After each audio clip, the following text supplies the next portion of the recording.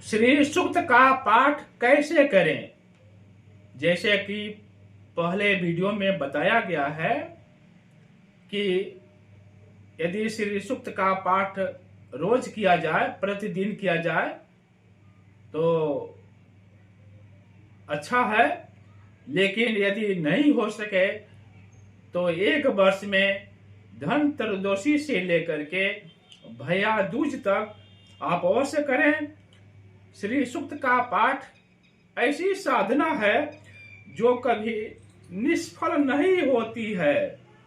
और श्री सूक्त का पाठ बिना किसी खर्च के, यानी बिना किसी खर्च के आप केवल भक्ति तथा श्रद्धा पूर्वक किया जा सकता है। इसमें कोई ज्यादा खर्च नहीं होता है, केवल भक्ति और श्रद्धा पूर्वक किया जा सकता है बिना किसी खर्च के। धनतेरस से लेकर के भैया दूज तक इसका पाठ करना, संध्या के समय, गोधूल बेला के समय श्री सूक्त का पाठ करना सर्वश्रेष्ठ होता है।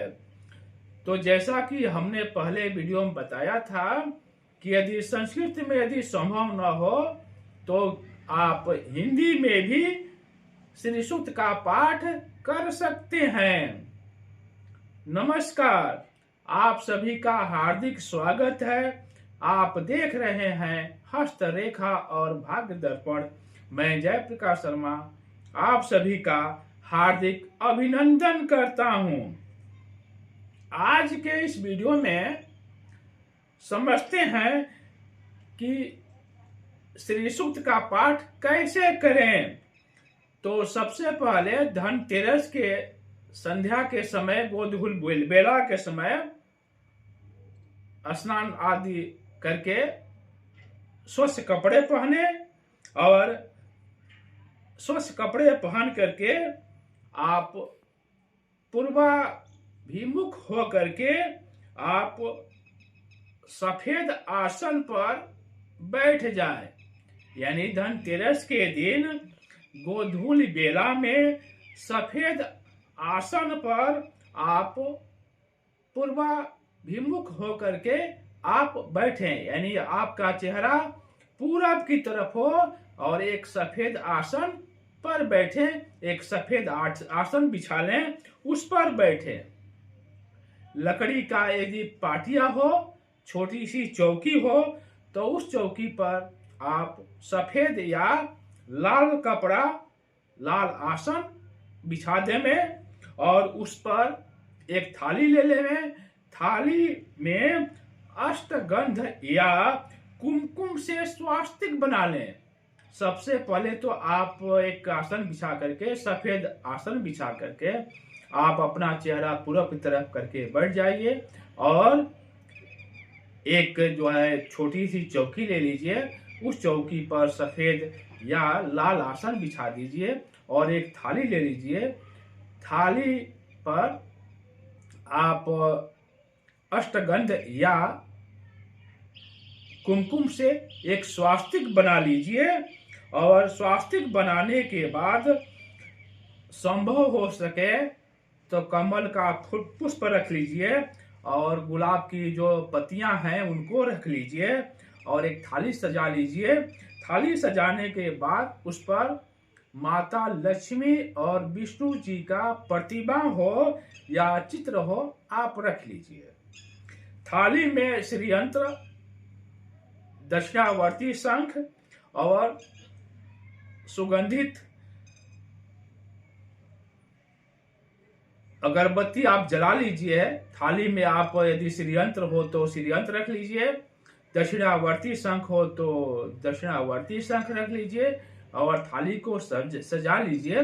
सजाने के बाद धूप, सुगंधित धूप, अगरबत्ती आप प्रज्वलित कर दीजिए। यानी सुगंधित धूप जला लीजिए या अगरबत्ती जला लीजिए और एक शुद्ध देसी घी का दीपक जला लीजिए, उसको प्रज्वलित कर लीजिए और खीर अथवा मिश्री का नैवेद्य रख लीजिए। यह सब पूजा की सामग्री है, कोई विशेष खर्च नहीं होता है। श्री सूक्त का पाठ करने में कोई विशेष खर्च नहीं होता है। ये सब आप रख लीजिए और थाली को सजा लीजिए। खीर अथवा मिश्री का नैवेद्य रख लीजिए। और सबसे पहले इतना करने के बाद आप दाएं हाथ में, दाएं हथेली में जल ले लीजिए और सर्वप्रथम दाएं हाथ में आप जल लेकर के पूजा सामग्री जो भी है हाथ यानी थाली में, और स्वयं पर उस जल को छिड़किए। उसके बाद पवित्रीकरण का मंत्र बोलिए। सबसे पहले मान लीजिए कि जब तक पवित्र नहीं होंगे तब तक आसन अशुद्ध हो जाता है, अशुद्धि रहती है। इसीलिए दाएं हथेली में थोड़ा सा जल ले लीजिए और मंत्र बोलिए जिससे आप पवित्र हो जाएं।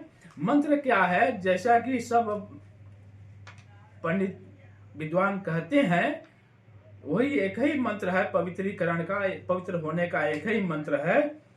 ओम अपवित्र पवित्रो वा सर्वा अवस्थाम गतो अपि वा यह स्मरेत पुंडरीकाक्षम सह वायाभंतरः शुचि। इसका अर्थ समझते हैं। पहले कहने का तो सब पंडित कहते हैं, इसका हिंदी में अर्थ समझते हैं। जैसा कि मैंने कहा था कि आप संस्कृत में भी यदि संभव हो सके तो संस्कृत में कहिए या हिंदी में भी कह सकते हैं।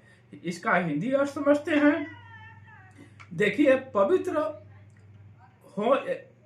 हो या अपवित्र शरीर है, अपवित्र है या अपवित्र है, इसका हिंदी में अर्थ होता है ओम अपवित्र पवित्र वा सर्वथा अवस्थाम गतो अपि वा यह स्मरेत पुंडरीकाक्षम सह वायाभंतरः शुचि। इसका अर्थ समझिए, पवित्र हो या अपवित्र, किसी भी अवस्था में यदि आप हो, चाहे कोई भी अवस्था हो, जो विष्णु भगवान का स्मरण करता है वह अंदर और बाहर से पवित्र हो जाता है।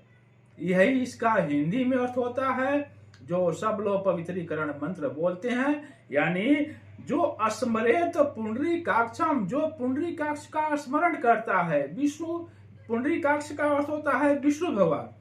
जो विष्णु भगवान का नाम जपता है, यानी विष्णु भगवान का नाम लेता है, वह पवित्र हो या अपवित्र, वह पवित्र हो जाता है। वह अंदर और बाहर से पवित्र हो जाता है। कृपया इसके बाद दूसरे वीडियो को देखें, जिससे यह लगातार यह क्रम चलता रहे। और आप जब तक इसको समझ नहीं लेते हैं, आप सभी वीडियो को अवश्य देखें। और यदि आपने चैनल को सब्सक्राइब नहीं किए हो तो कृपया सब्सक्राइब करें, लाइक करें और शेयर अवश्य करें, जिससे यह ज्ञान सभी को प्राप्त हो सके। आप सभी को बहुत बहुत धन्यवाद।